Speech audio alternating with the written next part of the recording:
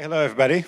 Thanks for coming out on this absolutely gorgeous day.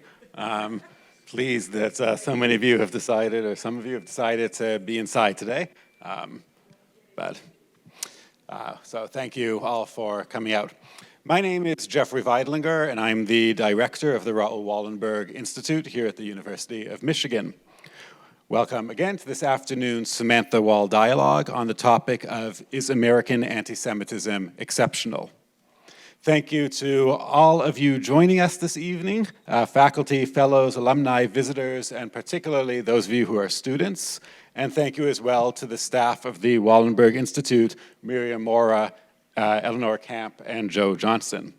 And thank you as well to the family of Samantha Woll, Margot and Doug Woll, and Monica and Ben Rosen for making this possible. I'm glad that you can be here with us, Monica. This series was named after Samantha Woll, a graduate of the University of Michigan, passionate community leader, and committed grassroots organizer and advocate for women's rights, fair trade, labor rights, civil rights, refugee rights, the State of Israel, and more.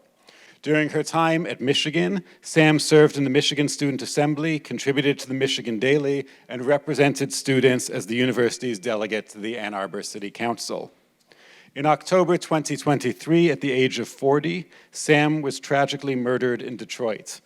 At the time of her passing, she was serving as president of the Isaac Agree Downtown Synagogue, a revitalized Jewish congregation in the heart of Detroit.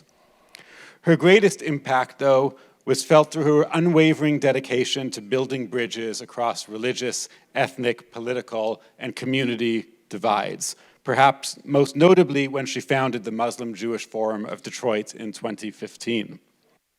Part of the Raoul Wallenberg Institute's public programming, the Samantha Woll Dialogues tackles some of the most consequential challenges of our era, with an emphasis on the Wallenberg's mission of studying and combating ethnic and religious hatred, fostering cross-cultural understanding, elevating civil discourse, and developing strategies to fight anti-Semitism, divisiveness, and discrimination.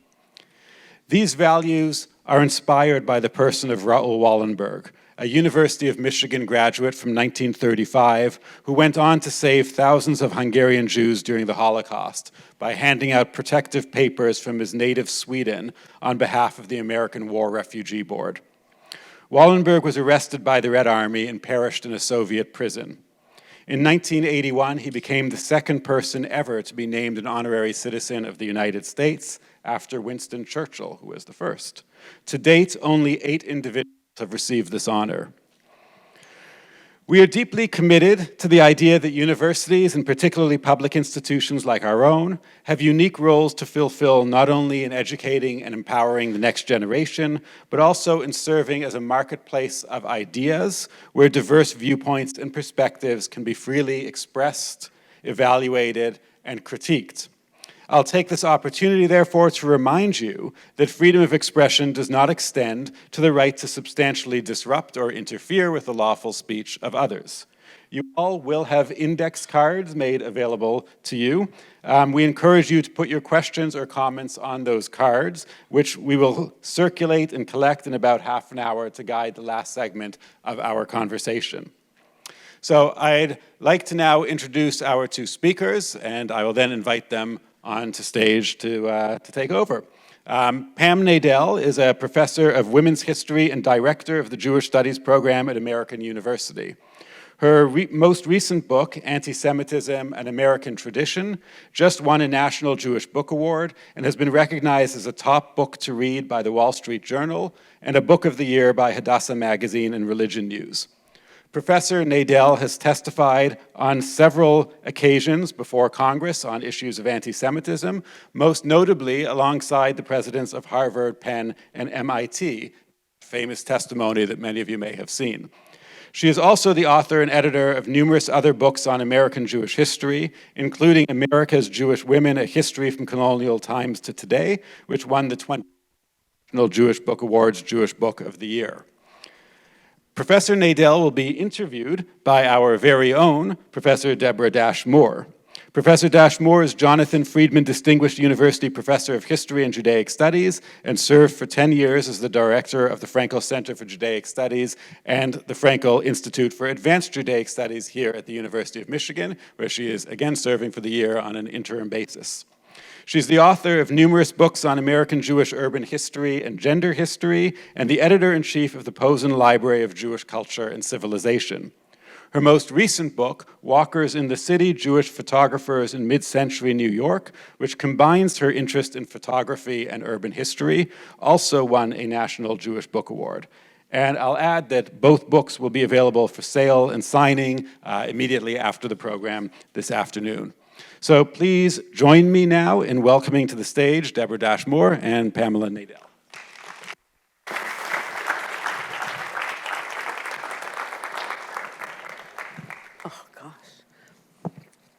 The light is really in one's eyes. Okay, Pam, it's lovely to be sitting here together with you to talk about your book and the issues around anti-Semitism that it raises. I want to begin with one of the things that Jeff mentioned, okay? Because several years ago, which was pre-pandemic, which is how I keep track of time, right? I got a request to speak before a congressional committee about anti-Semitism. And I asked, would you pay my way there? And they said, no, I had to pay my own way there. So then I called you and asked, would you be willing to go? And you graciously agreed, since you are at a university, right, American in DC. So I wondered how that experience and subsequent ones, right, because you've gone back there, you know, they found you and it's great. That experience of speaking to political figures influenced how you approach the book. Maybe yes, maybe no, but since you're skilled now in talking about anti-Semitism to political figures, how did it reverberate in the book? First of all, let me thank you for having me here. A special thank you to Jeffrey Weidlinger. This is an incredible opportunity. You don't know, but Deborah and I have known each other for like 35, 40 years. Long time. A long time. Yeah. And it's great to be in conversation with you about this. You're right. You had Ken Stern, who runs the Center for Hate at Bard College. Actually, you weren't the only person he called. No, he was looking for somebody who would go to Congress in November of 2017 after the Unite the Right rally. The U.S. Congress was having a hearing on whether or not to legislate into U.S. law the International Holocaust Remembrance Alliance definition. And this was at the House Judiciary Committee, and it was my first time in Congress, and it definitely influenced the book because it was the first time that I ever wrote anything about anti-Semitism. Because when you go to Congress, you have to submit written testimony, and then you get a total of 5 minutes to summarize that testimony, and then every member of the committee gets 5 minutes to either ask you a question or pontificate. And at that hearing, it was a full hearing of the House Judiciary Committee, and it was a large body of people at the hearing table. It essentially pitted the Jewish communal organizations like the Anti-Defamation League and the American Jewish Committee, and they brought in a lawyer and who was saying that if Congress passes this, legislates it, that it won't dampen free speech in the United States. And then we sat the other side, because both parties get a certain number of witnesses. The witnesses on the side I was on were 2 faculty members, and actually the man who used to work for the American Jewish Committee, who is one of the people who created the definition. It was created actually to chart the number of incidents. It was created for European purposes, and then somebody from PEN America. And can I just tell you my favorite moment in that? I was sitting next to somebody from a Jewish organization. You can watch all these things, they end up on C-SPAN. And he said that having faculty talk about anti-Semitism on campus was inviting members of the Flat Earth Society to testify at a NASA hearing.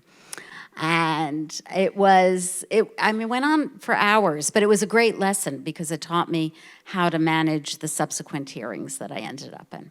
And it in a way, set me on the path to the book. Okay, so let's now look at the book itself and how you begin, okay, with this consciousness of anti-Semitism among American Jews, you included. You write that you asked an audience who had come to the book talk about your previous book, okay, on America's Jewish women, did anyone ever encounter anti-Semitism? And then you write, all kinds of memories poured forth. So I want to ask you the same question, okay? Did you ever encounter anti-Semitism? And since we're sitting here, in conversation, I'm ready to answer my own question, all right? Perfect. So one of the incidents that you refer to is what was called the swastika incident, where people plastered swastikas, on all kinds of Jewish spaces, on gravestones, on synagogues. It was in Europe, and you indicate how it gets started, with Soviet provocateurs in Europe and the way it spreads.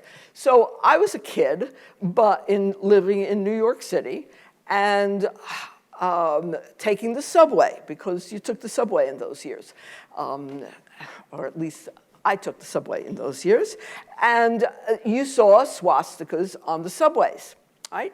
So I engaged in my own form of graffiti in response to the swastika, and I turned them into windows, right?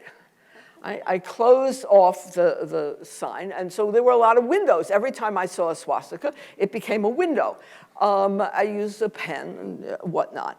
And in thinking about it, I would not have particularly categorized this as anti-Semitism that identified me as a Jew in New York City, because it fit in with my mother warning me about men who expose themselves on the subway, and I had those experiences too, right?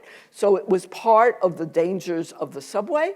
And my consciousness when we were in mixed groups, and I went to a public school where black and white kids socialized together.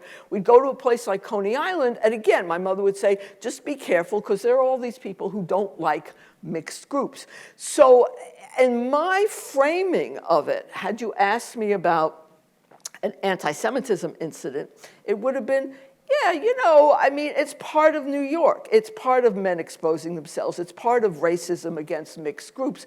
It's part of what that world is of the 1960s. Okay, that's my experience. Yours? I would also say that it is part of the world that we're in today. I wrote a book about anti-Semitism, but if you look at all the hate and all the hate crimes and the rise in hate crimes, especially over the past 10 years, the people who write about this, they talk about the anti-Semitism, the murderous anti-Semitism, as one category of hate amid so many others against immigrants, against Latinos, against LGBTQ, against Sikhs. I mean, I've just finished a book where Eric Lichtblau opens his book with this murder, this murder, this murder as, the worst to that particular ethnic group.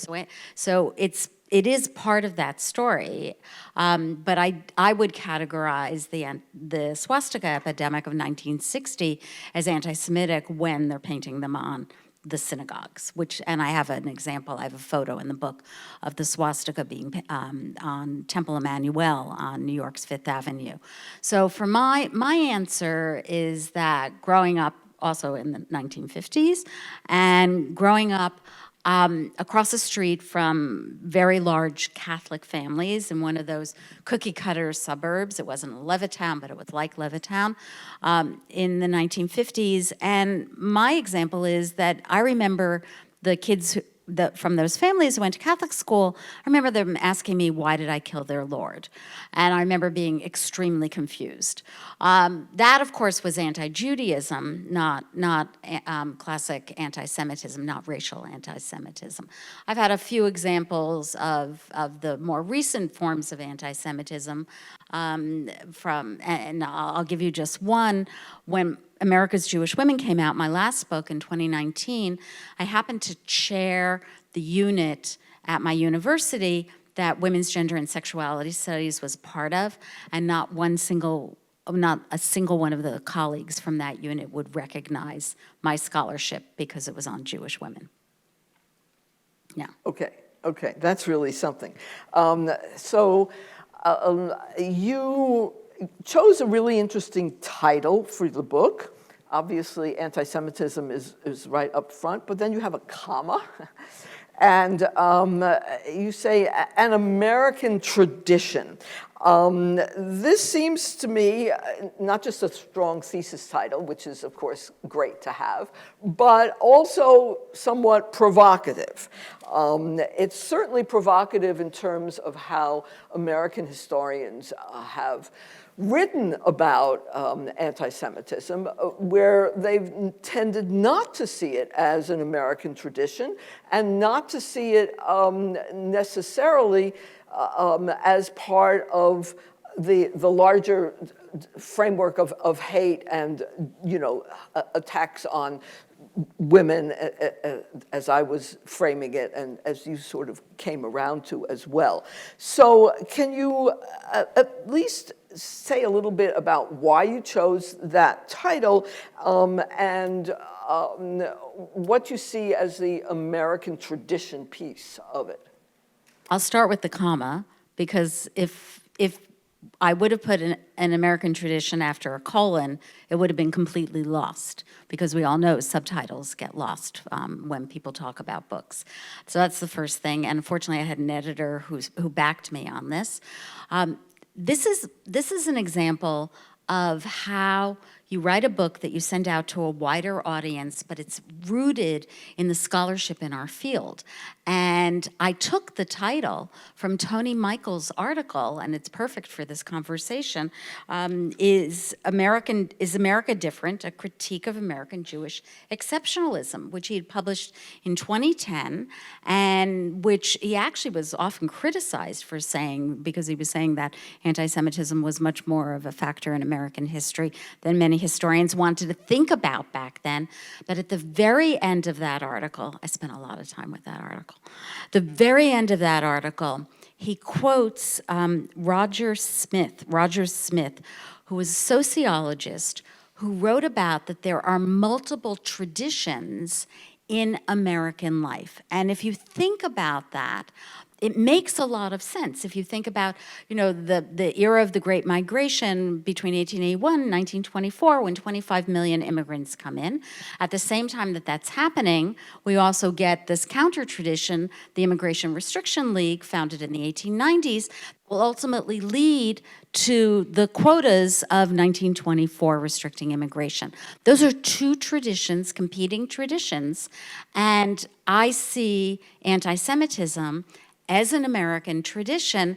That doesn't mean that it negates the success of American Jews. This is not a new history of American Jewish life, but it is a counterpoint to some of the great histories, the one-volume histories that we know, including yours on New York. Oh, okay, right. You're right. I did co-write that. I had good collaborators. But you have the one volume. Yeah, I have the one volume. You're right. So I want to shift now to a couple of the incidents that some of you may be familiar with, and some of you may not be familiar with. These are the sort of the highlights, as it were, of anti-Semitism in the U.S., or the lowlights, yeah.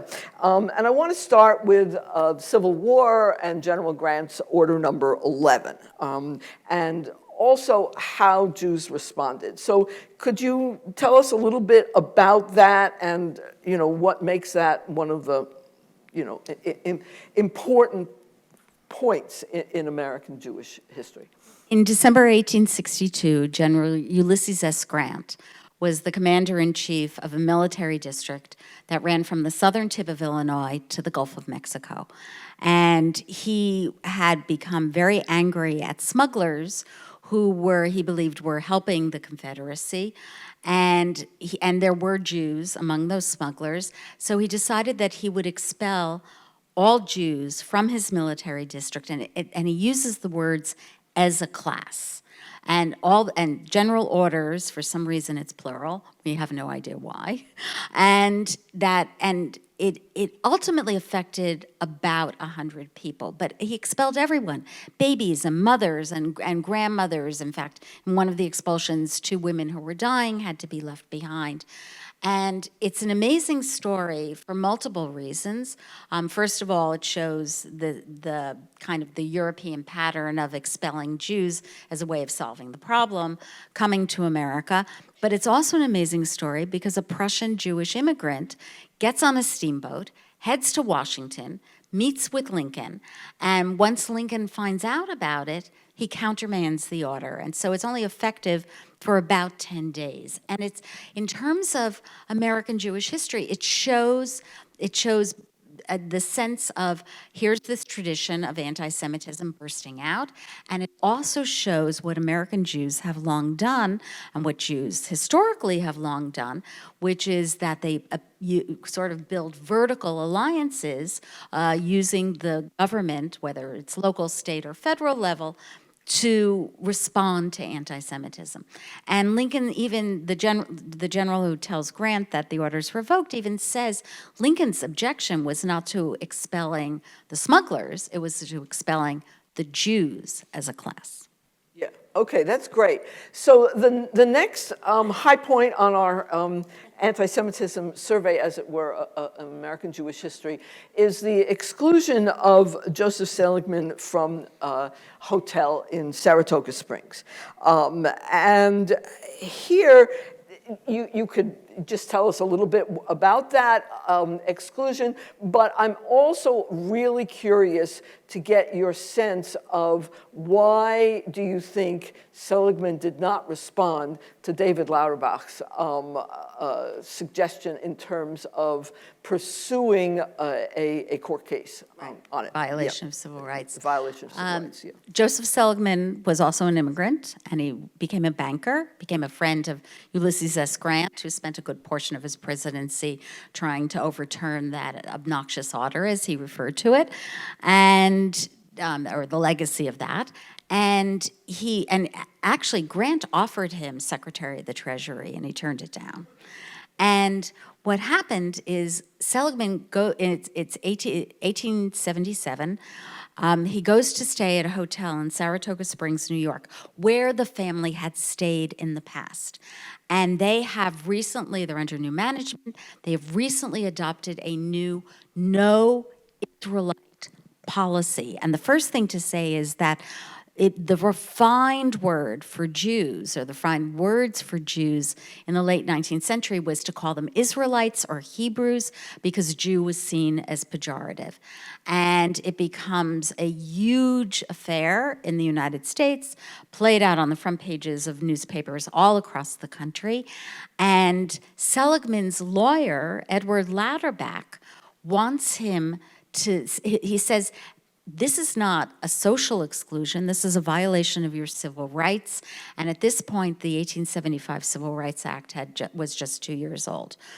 Seligman, and he's advised by his family and by his partners not to raise a lawsuit for a number of reasons. First of all, that the 1875 Civil Rights Act, already, which would be overturned declared unconstitutional in 1883, already had no teeth. It wasn't really being enforced. Secondly, it was seen primarily to help African Americans, the newly emancipated, formerly enslaved, and the Jews in Seligman's circle, didn't want to be anywhere near that. So they don't sue. Instead, they do what business people are very good at. They boycott the owner's stores, and eventually they go bankrupt. Right. And it is a really interesting decision not to pursue civil rights, because certainly I'm sure most of us are aware that the pursuit of civil rights becomes a major part of American Jews' responses to anti-Semitism as it gets institutionalized. And indeed, even though they're successful in boycotting the store, exclusion of Jewish patrons of hotels immediately gets institutionalized, right? And it existed before. I mean, all of a sudden, you can find, like, when they start to look at Jews in different communities, and they know already that there were so many hotels they couldn't go to. It's just because of his stature that this became headlines. Right, and the fact that he'd been there before, what the family had. Okay, so let's move to the 20th century, okay? And until Pittsburgh, the most violent example of anti-Semitism is the lynching of Leo Frank, all right? And the Leo Frank case, which has served as a site for all kinds of really interesting scholarship, also creative work as well. So I'm assuming people sort of know it, but maybe just briefly say what the case is, and then the response of American Jews, because that's sort of a crucial piece of the story. Yeah. In 1913, on Confederate Memorial Day, Leo Frank, who was a pencil factory manager in Atlanta, who was an outsider because he was a Jew, he was an outsider because he was college educated, he was an outsider because he came from the North. And he was, the body of one of his workers, 13-year-old Mary Fagan, was found in the basement, and Leo Frank, the suspicion immediately fell upon him. The trial was a circus, and one of the things I was able to do in the book is I found a letter that his mother wrote in the Washington Post, where she talked about that it wasn't only her son that was being, vilified in this trial. It was her faith and her people who were being vilified in the trial. That was one of the things that I do in the book, is I really uplift female voices in a way that I don't think other scholars have done who have written about this. And Leo Frank was convicted. He was sentenced to die. On the day he would have been executed in 1915, after all appeals had been exhausted, the governor of Georgia commuted his sentence to life imprisonment. And then shortly thereafter, a band of leading citizens, leading men of Marietta, Georgia, including the Solicitor General, whose job it is really to enforce the law, broke into the jail where Leo Frank was, took him out without firing a shot, and lynched him. And what Deborah's asking about is the chilling effect that this had. So the first thing that happens is that in 1913, back after the trial, a group of members of B'nai B'rith, years ago, you wrote your first book about B'nai B'rith, I think? Second? Okay. Wrote about the history of B'nai B'rith. They found the Anti-Defamation League. And back then, the Anti-Defamation League was a small group of men meeting for lunch in a club in Chicago, and it included one woman, right? But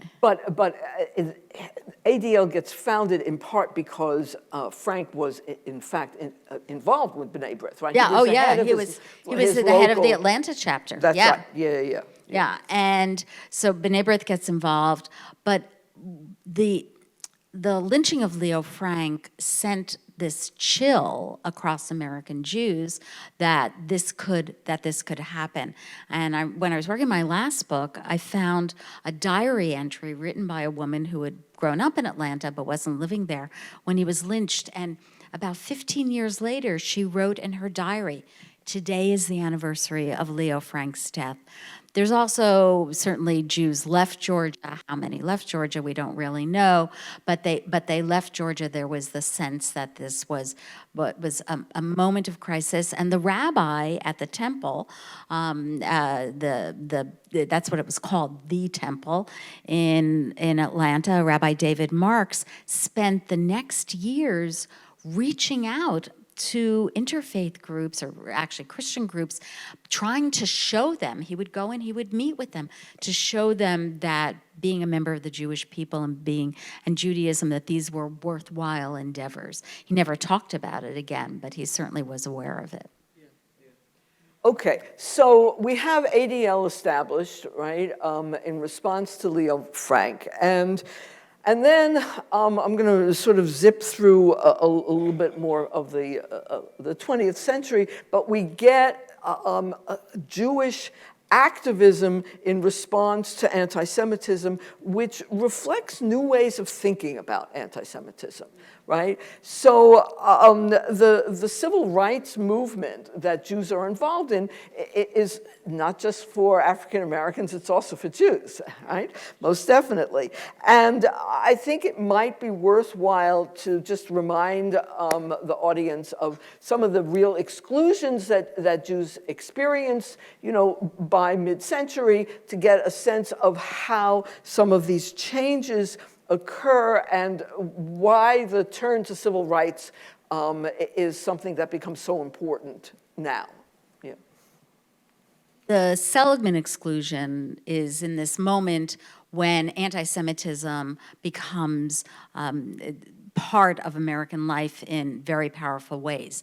But the real exclusions against Jews are really at the moment where not only are the immigration quotas enacted in the 1920s, but at the moment where the children and the grandchildren of the earliest of the East Europeans are trying to make it into America. And so what happens? On the front page of the New York Times, A. Lawrence Lowell, president of Harvard, says he's going to solve the Jewish problem by instituting a quota on the admission of Jews to colleges and universities. And what most people remember are the quotas in the Ivies and the Seven Sisters. What they don't remember is that there were 700 colleges and universities that had quotas on the numbers of Jews admitted. And well into the 1960s, Jews knew that it would to get into certain schools because of the quotas. That's the first thing. Obviously, the exclusions also extended to employment. I have a slide when I do a presentation with slides. I've got this amazing ad from Brooklyn in 1925, when, as you know, there were a lot of Jews in Brooklyn, because Deborah's the expert on New York Jews, and it's for stenographers, typists, and clerks. So it's help wanted female, because in those days that's how ads were written, and every single one in that image says Christians only. So all the Jewish women in Brooklyn could not apply for those jobs. And I'm curious what you think about this. I think the reason so many Jews went into mom and pop businesses in those years was because of all of those exclusions. Oh, yeah, I would agree. I mean, self-employment among Jews was really very high, and it was because that's how you did it. You could be self-employed in a variety of types of things. It doesn't have to be mom and pop. You could become an optician, right, where you've got training for it, but you have your own store. So you're not dependent upon the larger corporations. And certainly in New York City, I mean, the communications, the telephone company and all, women couldn't get jobs. And not just women, but men. I mean, AT&T was known not to hire Jews. It was the largest employer in the United States. But I would add, in terms of colleges, that you did have free public college education in New York City. So girls could go to Hunter and boys could go to City College, and then you get Brooklyn College established. And so the opportunities for college learning for New Yorkers, it remains free and accessible in ways that's not true in other parts of the country. And state universities like the University of Michigan could not have quotas. No, it does not. It does not have quotas. It has other ways. Had other ways, yeah, as we well know. The reason Jews turn to supporting the civil rights movement is, I think, not only because of all of what I call these structural limitations. So it's not just the getting into the clubs, but it's the impact on education, it's the impact of hiring, and also all the neighborhoods that were restricted, Right, where Jews, residential and also all the apartment buildings they couldn't rent apartments in. And none of this, some of you might know a movie from 1947 called Gentleman's Agreement, won an Academy Award. An A-plus list actor for that era pretends to be a Jew to encounter discriminations and expose the nature of anti-Semitism in America. And the reason that movie was made was because all those things really existed, and they don't fall in 1947 after the movie comes out. But what happens is that the government begins to embrace the notion of civil rights. And Truman establishes a committee on civil rights after a horrific blinding of a soldier, an African-American soldier in uniform who is blinded, who has just come home from the war. And there's an outrage over this. So we get movement at the governmental level, the federal level, in terms of Truman's commission, but we also begin to get after the war, and it's really the wake of the changes after the war.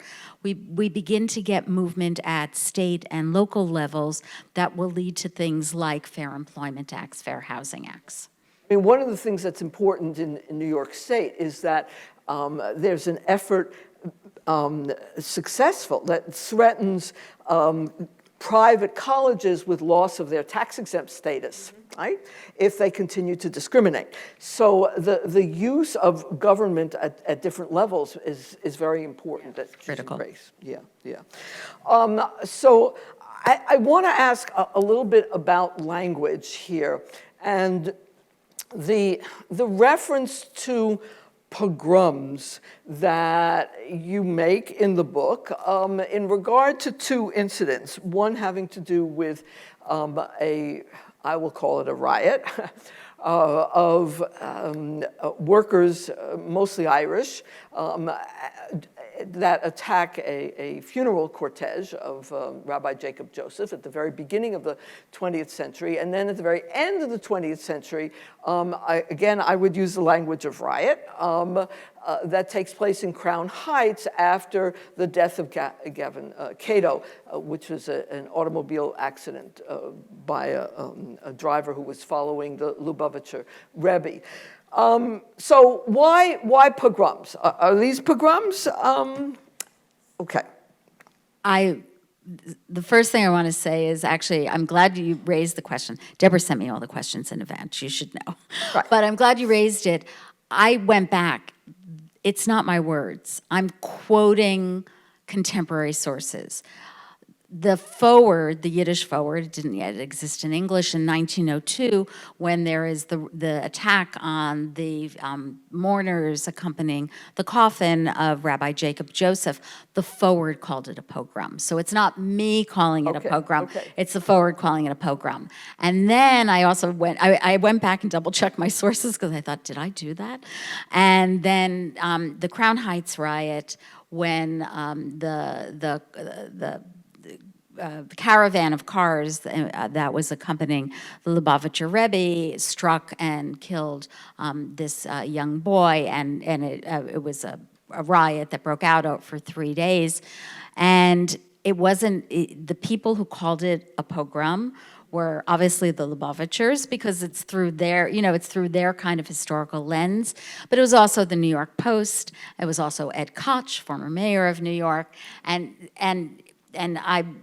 it depended on your particular lens, how you viewed that. So there were people calling it a pogrom, and I was careful in the book. I really am. I have to say, depends on how you view it. It could have been a pogrom or a riot, or just all sorts of different levels of conflict. Okay, okay. So I'm glad I provoked you to go back. I realize that people probably want to get to the 21st century, but there's one more 20th century item that I think is interesting, specifically for the University of Michigan. And I wonder, what kind of explanation do you have for the willingness of universities, like the University of Michigan, to give platforms to neo-Nazis, like George Lincoln Rockwell, who was the head of the American Nazi Party? And, we're doing this inclusive history project, and one of the things, we're not in Hill Auditorium, but one of the things is about Hill Auditorium, and, they have people like, W.E.B. Du Bois come, but they also have George Lincoln Rockwell. So how do you explain this willingness to, give voice? It was a minority party, too, obviously, yeah. The first thing to say is that arguments over free speech, which we are in the midst of having at the moment, are not new. I mean, that's clear. And when George Lincoln Rockwell, who was the head of the American Nazi Party, who, by the way, his headquarters were actually in Arlington, Virginia, stone's throw from where I teach. He had, his dogs were named gas ovens in Auschwitz, and he got a lot of attention by hosting stunts, and then he also, one among his attention-seeking schemes was to go out to colleges and universities. And what he did was he sparked a debate at different schools about whether or not they would let him speak. And some schools did, and some schools didn't. And it's really the issue of at what point does, we have this tradition in the United States of free speech, and the line that you have to cross to prevent free speech is essentially to cross the line to violence. And so it was a question of whether or not that violence would break out. And most of the time when he spoke, it didn't happen. Every once in a while, like when he boycotted showings of the movie of Exodus, they needed a lot of police to protect Rockwell and his few stormtroopers. Yeah. Okay. 21st century. So we're a quarter of the way through it, right? Hard to believe, yes. So what has stayed the same in terms of American anti-Semitism, and what has changed? I think a number of things have stayed the same, and a number of things have changed. Right. That's a great thing about being a historian. We can say things like that, as opposed to a journalist who has to make a kind of different argument. The first thing is, if I look back at just the past year, right? January 10th, like 2 months ago, the bombing of the synagogue in Jackson, Mississippi. I don't write about that, but I did write in the book about the bombing of the synagogue in 1967, the same synagogue, and also the bombing of the rabbi's home while he and his wife were in their bedrooms in 1967. But there was a difference because the bombing in 1967 was done by white nationalists, and the bombing this time was done by somebody who said he was doing it because this was the synagogue of Satan. And the synagogue of Satan and the notion that the Jew's father is the devil are straight out of the New Testament. And so we have, one of the things that has stayed the same is that we have the continuity of classic anti-Judaism, like those kids who asked me why I killed their savior. Classic anti-Judaism still runs across American anti-Semitism. So does, obviously, white nationalism. And we had the Unite the Right rally in Charlottesville, Virginia, and Robert Bauer's murder of 11 people on October 27th, 2018, in Pittsburgh at the Tree of Life Synagogue.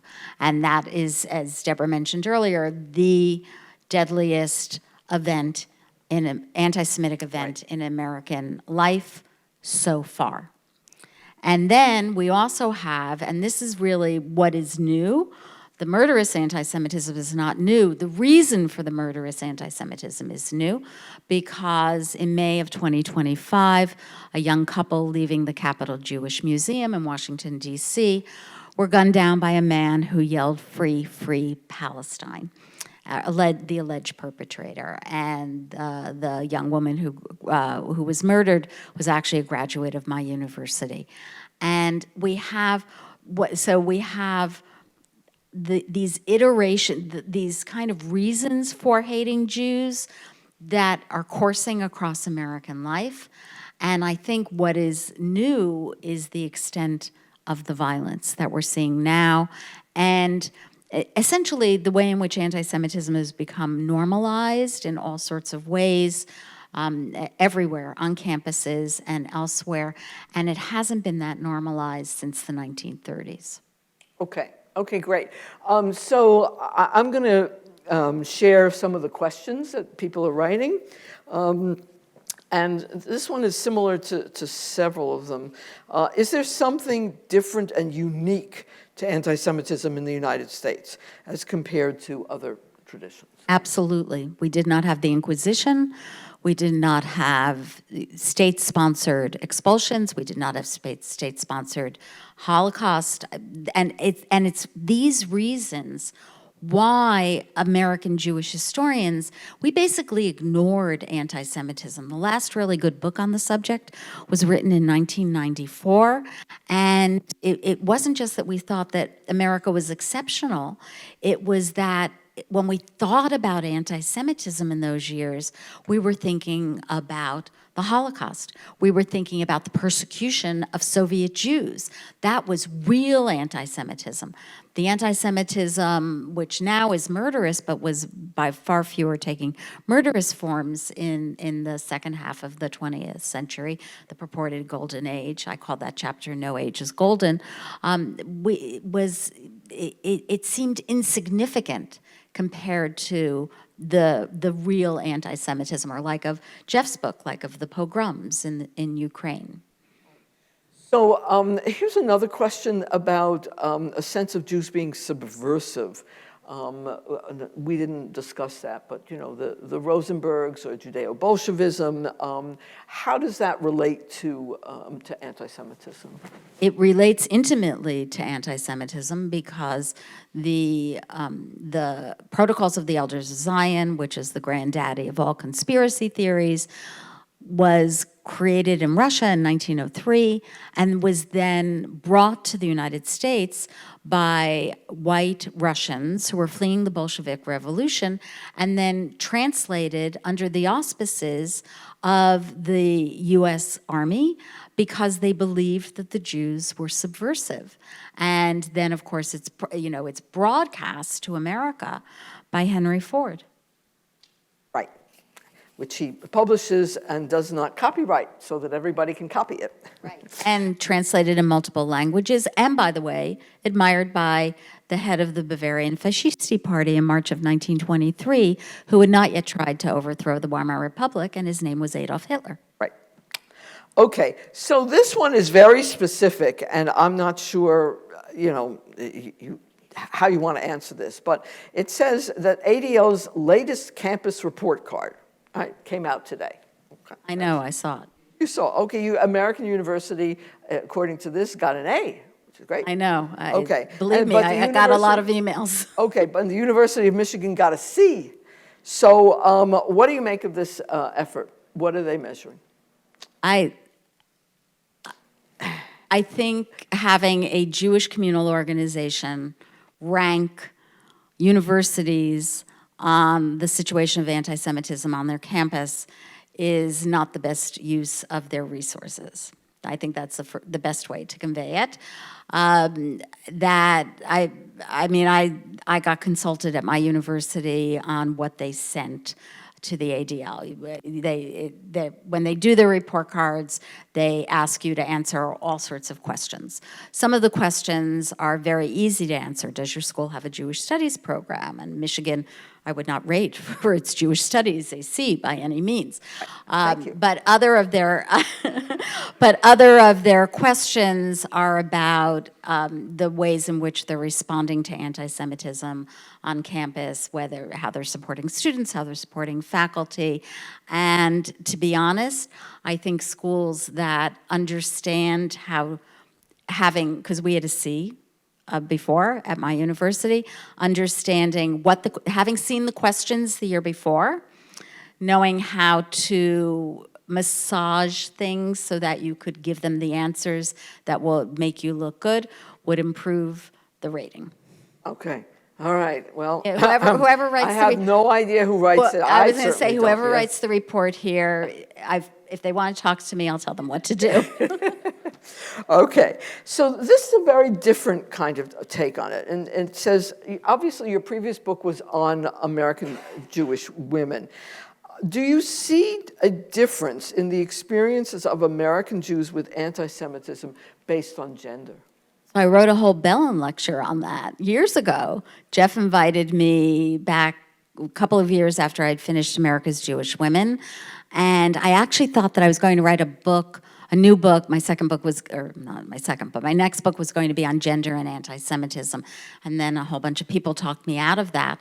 But that was the subject of my Bellin lecture. It was published as a pamphlet, and there I was laying out, I was looking for differences in gender. I knew a lot about how men had faced anti-Semitism, but I didn't know a lot about how women faced it. And one of my conclusions there was that Jewish women experienced it up close and personal. They experienced it through their children, through their close relatives, through their neighbors, and from the grocer.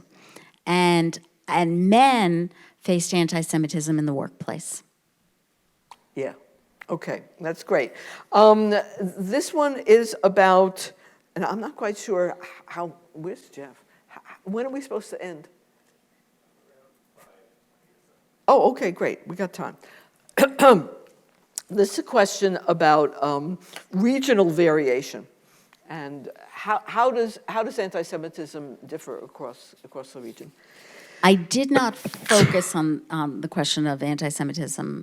Bless you. Excuse me. Yeah. Yeah, did not focus on anti-Semitism in looking for regional variations. But there's a huge scholarship now and a great new book by Shari Rabin called The Jewish South that asks questions about the regional variations. And certainly there were, for example, in the 1890s, there was something called whitecapping, where it's kind of an extension of the enforcement of Jim Crow, and it also included essentially running Jews out of small towns in the South. And I don't think you would have had that in New York. So I think there are definitely regional variations, but it's not something that I dove into. But I think it's a great idea for a topic. Okay, very good. So I want to ask you a very contemporary kind of question, and then I'll get back to some of these other ones. And that is about how you go about combating anti-Semitism. You know, and at the same time, it's rather shameless exploitation that's occurring today for partisan gain. Does your research give you some insights for navigating this particular moment that we're facing? In December, I published an article in a magazine called Liberal Education, which is the magazine of the Association of American Colleges and Universities. And the gist of the article is, yes, anti-Semitism is a real problem on college campuses. In fact, it's a real problem in the United States and around the world. And however, canceling millions and millions of dollars in scientific and medical research grants, destroying canceling all the National Endowment for the Humanities grants that people had, that is not the solution to the problem. And I was able to quote one of the lawyers and one of the Harvard, the judge who, in June in one of the Harvard cases, who said exactly the same thing. She asked the Justice Department lawyer, what does canceling cancer research grants have to do with solving the problem of anti-Semitism? So it is we are in a very difficult moment, as we know, and that it doesn't mean that we should minimize anti-Semitism, but we also, I am convinced that if these cancellations continue, ultimately American universities that are at the forefront of the world's research in medicine and science will lose their positions of preeminence. And when that happens, people are going to remember it was because of the Jews. Okay. Another tough question asks about the role of Israel in the rise of anti-Semitism since October 7th. And you have a bit about it, so maybe you'd be willing to speak a little bit. Yeah. The first thing to say is that October 7th, everything burst out. Right. But the groundwork for animosity towards Israel predates October 7th by decades. In fact, in 1968, when Leon Poliakov, who was a historian of anti-Semitism in France, wrote a multi-volume history of anti-Semitism, he actually ends the last volume saying that we've had this iteration of theological anti-Judaism, and then we had racial anti-Semitism, which resulted in the Holocaust. And he wondered in 1968 if anti-Zionism / anti-Israel would be the next iteration. And he hoped he was wrong, and we historians don't predict the future, but of course what he did was show that it was there. And one of the things that I talk about in the book is the emergence of anti-Zionism among various different groups in the wake of the Six-Day War and even before, and how the anti-Zionism is deliberately sown on college campuses, but it dates to the 1990s with the founding of Students for Justice in Palestine at Berkeley, and they had planned to have a national conference to get together with students at colleges all across America. It was scheduled for a few days after September 11th, so it didn't happen. But what people don't remember is that in 2002, 300 college and university presidents signed onto a letter published in the New York Times talking about the harassment Jewish students on their campuses were facing, 2002. So what burst out on October 7th has a long, long history. Okay. That's very, very useful. I mean, it's one of the ways in which being a historian helps us to frame and understand the current moment really, really well. So this is another sort of question that asks you to draw upon, what you've learned, so to speak, from it, and that is whether there are forms of social and political capital that can be used to challenge the kind of cynical manipulation of anti-Semitism that we see going on today. I think certainly there are, and I think that we need to exercise them. I tend to think of, if we want to challenge the moment that we're in, I tend to think of the vertical alliances that I talked about before in terms of from the ground up to the government, but I also think in terms of horizontal alliances. I think of building or rebuilding the interfaith alliances, the alliances with other organizations that share our deep concern for hate expressed against essentially anyone who's not white. Right. And as someone said to me the other day, people always tell me stories about what's happened to them, and she said that she was part of a group that had come out and was standing up for people of color. And I don't remember the particular circumstances. And someone turned to her and said, "Why are you here? You're white." And she said, "I'm a Jew. I'm passing. I'm not white." It was kind of an interesting comment about sort of, hiding one's identity. And so she was welcomed into the community for that. But I do think about these vertical alliances that we had lots of them. And I think we need to, I think there are lots of places where we're building them again. And I also think that they extend not just from the alliance, but they extend to the smallest acts that one can do. Like even our teaching. I had a student in my class last semester. He He was an immigrant or child of immigrants based on his spoken English, and he went to Catholic school, and he was taking a seminar on anti-Semitism, a first-year seminar on anti-Semitism. And he went home, and he saw his friend from high school who started spouting all this classic anti-Semitic conspiracy theory stuff. And he tried to change his friend's mind. And he came back after Thanksgiving break, and he was so downhearted. But I looked at him and I said, but you tried. You became an upstander. And maybe down the road you will be able to affect what you want to happen. And I see that as that kind of like the personal interactions of the vertical alliances.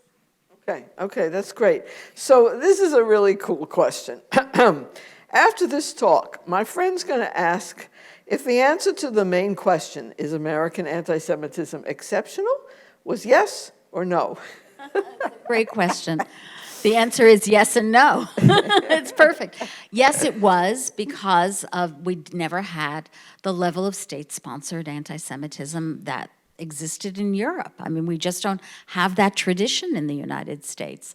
You know, even at the moment of the revolution, Jews are seen as part of, they fight in the revolutionary, it's the 250th, so it's on our minds. They fight in the Revolutionary Army. They're involved in aiding from St. Eustatius, they come and they're involved in aiding the cause. There's going to be a great new exhibit at the Weizmann Museum in Philadelphia on this called The First Salute. It's opening next month. And that Jews were accepted, but they were accepted because they were teeny. 2,500 Jews at the moment of the revolution. There definitely was state-endorsed anti-Semitism. The quota laws, if you read the congressional record, as I have, you'll see it's clear that it's to keep out poor East European Jews, the survivors of the pogroms Jeff wrote about. But we didn't have murderous state-sponsored anti-Semitism. So the answer is yes, we have anti-Semitism in America. Yes, it has. The reasons behind it are the same as they were elsewhere, but the results were different. Hey, all right. So now this person knows what to tell his friends, right? So this actually relates to the issue of what you just said about the anti-Semitic actors who seem to be mostly private individuals, corporations as well, and et cetera, rather than the state. Also government. Okay, so you want to speak a little bit more about anti-Semitism as it relates to the state and where it gets expressed? First of all, especially since we see it happening today in the state, one of the things that I wrote about, especially in the 1930s and 40s, is anti-Semitism coming from members of Congress who are literally in cahoots with Nazi agents in the United States and actually using their government franking privileges to mail out Nazi literature. That happens in the 30s, so we have it comes from government officials that way, and then it gets enmeshed in legislation like the Emergency Quota Act of 1921 and then the Johnson-Reed Act of 1924, which establishes those fixed quotas. But we certainly, and of course we're at a moment today also where we have many public figures who think nothing of espousing Christian nationalism, and I would say that is anti-Semitic. Okay. All right, well, I got two questions about Bret Stephens' argument that the Jewish, which I assume you've read, the Jewish community should stop spending resources on fighting anti-Semitism and work instead on, So, okay. All right. So first of all, I know Bret Stephens. I've debated him publicly. Okay, that's good, He was great. He came to the Tree of Life for my book launch there, interviewed me. The comment that you were asking about is Bret Stephens gave the State of the World Jewry address at the 92nd Street Y, and actually you should see the protests that were outside, what it took to get through the crowd for that. And then in the Q&A, not in the main thing, and Jonathan Greenblatt, the head of the Anti-Defamation League, was there in the audience, and Brett had invited him, and in the Q&A, he called for dismantling the Anti-Defamation League. And that has subsequently provoked a lot of conversation. Last Sunday, Deborah Lipstadt, the historian, the former ambassador in the Biden administration in the State Department to combat and monitor anti-Semitism, and Dara Horn, author of People Love Dead Jews, did a debate, sponsored, Bret Stephens edits a Jewish journal called Sapir, and they did a debate, which I watched, and actually spent a lot of time talking to Deborah about before, on whether the Jewish community was spending too much money on combating anti-Semitism. The figure is that the Jewish community is spending about $600 million a year combating anti-Semitism. Dara Horn would like to see a lot more of that money going to establishing Jewish day schools. And the issue is not specific to the Anti-Defamation League. The issue is about how the Jewish community is responding to anti-Semitism. Creating a center like this to foster civil dialogue and improve civic relations in the United States is a fabulous way of responding to the moment. But there are all of these new organizations fighting anti-Semitism. They all want immediate results, which are not going to happen. They're not coordinating their efforts. And it's the question is really about, is this money being well spent? I tend to think of, and I can do this as a Jewish historian, I tend to think of Psalm 126. Those who sow in tears shall reap with songs of joy. And I think that we're at this moment where we are all sowing in tears, trying to respond to what's going on. I don't think I'm going to be around to see us reap the in songs of joy.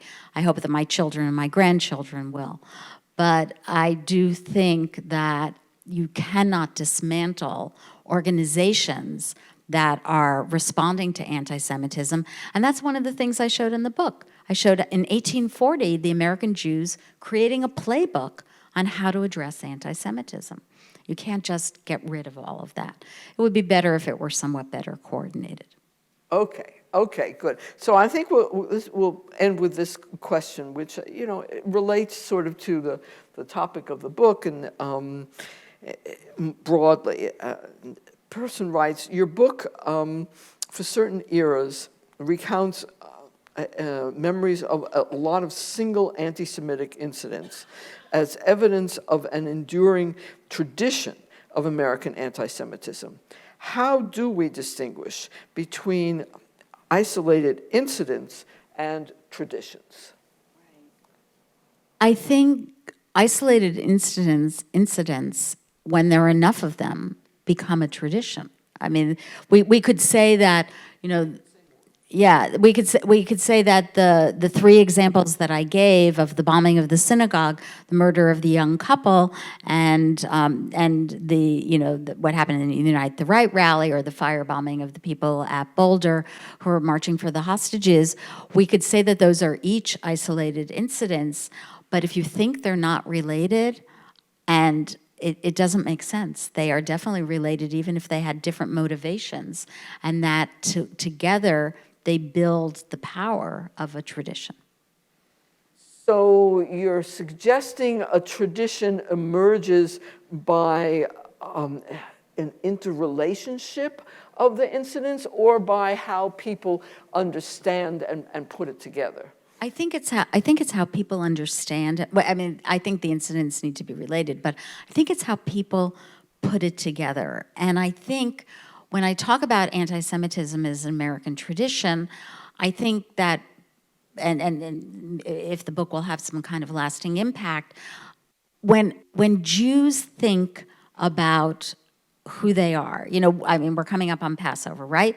So what is the story? They hated us, we fought back, or we survived when we just finished Purim, and let's eat, right? Everybody knows that. That's what everyone says about, you know, sort of what is the arc of Jewish history. And I think that the issue for American Jews is that part of that holds true for the American Jewish community, but what we didn't have in our head, most people will not know General Orders number 11, right? Most people will not know Joseph Seligman, and some people will know about Leo Frank, chiefly because there was a great musical, and maybe it toured recently, and it came here as well. And that, but otherwise they wouldn't even know about Leo Frank. And those were the highlights, Right. or lowlights, highlights as you called them. And that's what historians know. But I added all this other stuff to that. Okay. All right. Well, thank you very much. Thank you. Thank This you was really for fun. Thank you all for coming. all your time and thinking so much about the book. That was amazing.